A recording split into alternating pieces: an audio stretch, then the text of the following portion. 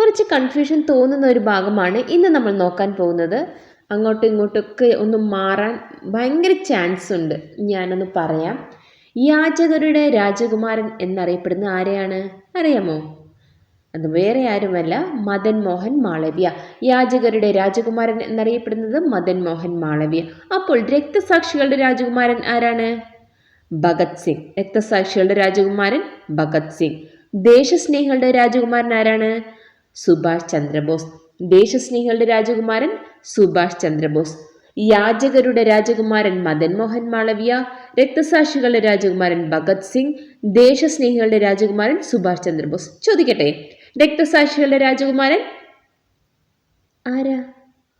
പറയൂ. ഭഗത് സിംഗ്. എങ്കിൽ ദേശസ്നേഹികളുടെ രാജകുമാരൻ? കറക്റ്റ്, സുഭാഷ് ചന്ദ്രബോസ്. യാചകരുടെ രാജകുമാരൻ മദൻ മോഹൻ